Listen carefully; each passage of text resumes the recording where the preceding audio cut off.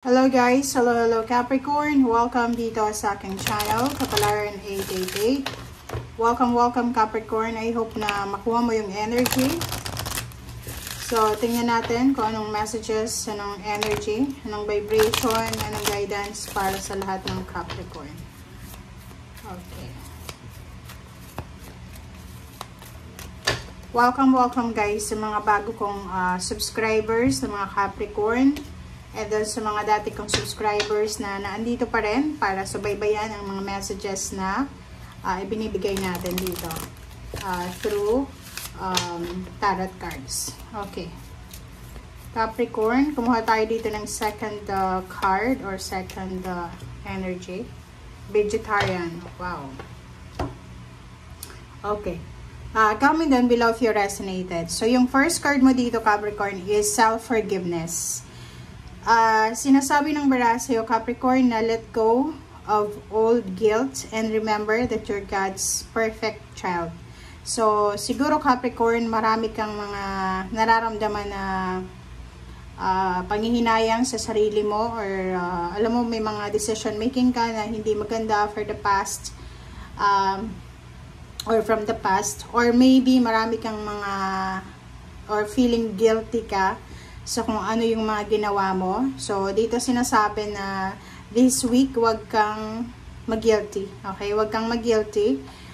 Patawarin mo ang sarili mo. Patawarin mo yung mga tao sa paligid mo na alam mo na nakasakit sa'yo kahit hindi sila humihingi ng tawad. And isipin mo na you are God's perfect child. Okay? So, walang problema sa'yo. Walang problema sa kung ano yung meron ka. Kung maraming tao yung may ayaw sa'yo or may maraming tao yung parang hindi ka nila matanggap, just let it go. Okay? Okay, next card natin, Capricorn, is vegetarian. Dito, simula sa linggong ito, so from May 19 onwards, sinasabi na isang bagong way of eating ang posibleng gagawin mo. So, maybe magiging vegetarian ka, magda-diet ka, or maybe hindi ka na kakain ng rice, ng mga sweets, ng mga salty, parang ganon. So, sinasabi ng barahan na kung ano man daw itong bagong way of eating mo, ay makakatulong to sa'yo para ma-energize ka, makakatulong to sa health mo, clarity, and once na maging healthy tayo, diba? Pag healthy yung isang tao, strong siya na kaya niyang ma-manifest lahat ng mga gusto niyang ma-manifest, diba? So, health is wealth. Hindi lang naman pera yung batayan ng wealth, even health. Kasi pag healthy yung isang tao, magagawa niya kung ano man yung kailangan niyang gawin. And at the same time, makakahanap siya ng trabaho na gusto niyang hanapin. Parang ganun.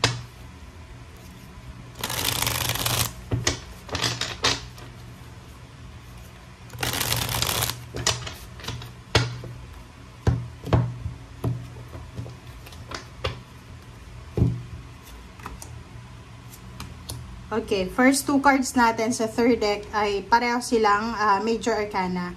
So, the Magician and the Chariot. So, dito sinasabi ng bara sa'yo na isang unexpected, isang milagro na paglalakbay, pagta-travel. It's relocation, travel, moving.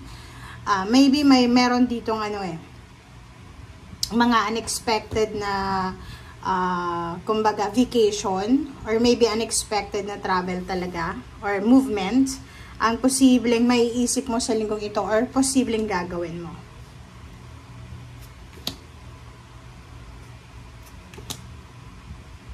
Okay, next card natin is Page of Swords and King of Rods. So, sinasabi ng baraha, if you are looking for a job, looking for a promotion, or searching for a job, or maybe salary increase, or naghahanap ka ng lugar na pwede mong tirhan or pwede mong paglagyan ng iyong negosyo, sinasabi ng barahan na this week ay posibleng makatanggap ka ng mga messages.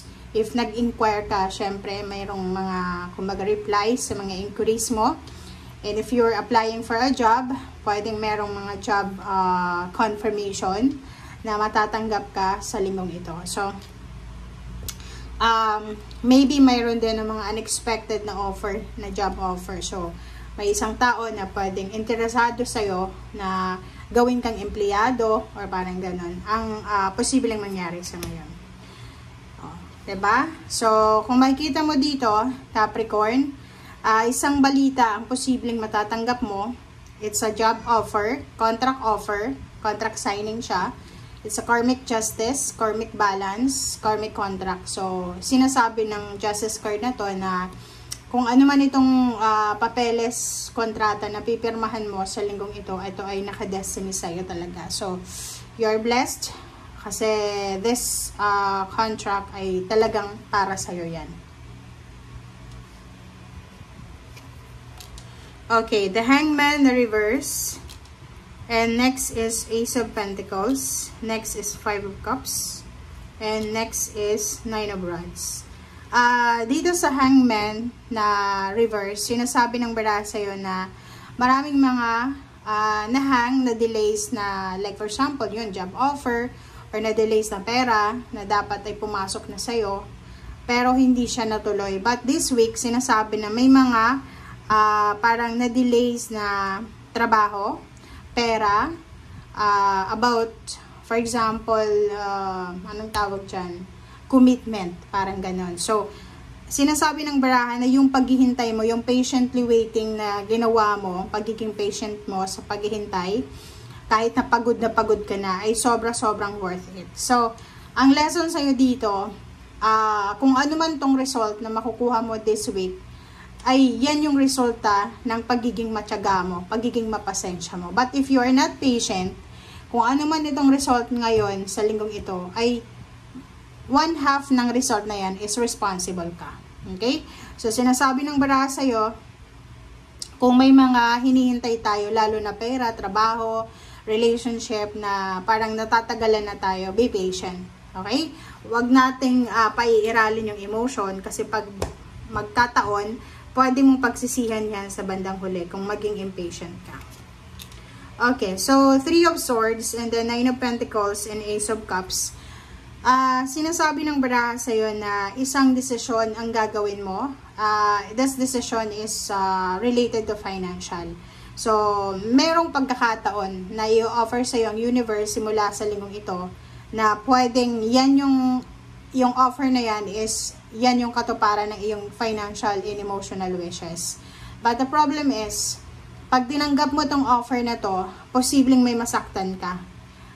Like, yung iba sa inyo pwedeng in a relationship and gusto mong mangibang bansa or gusto mong umalis, diba? Mag-travel, maghanap ng trabaho sa ibang lugar.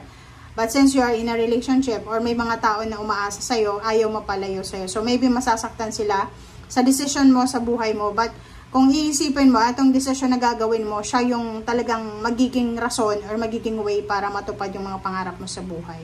Kumbaga, matagal mo yan na pinagpipray. Knight of Swords, sinasabi ng baraha sa'yo na mabilis to. Mabilis na result, mabilis din na decision ang gagawin mo. Okay? Thank you guys for watching. Bye!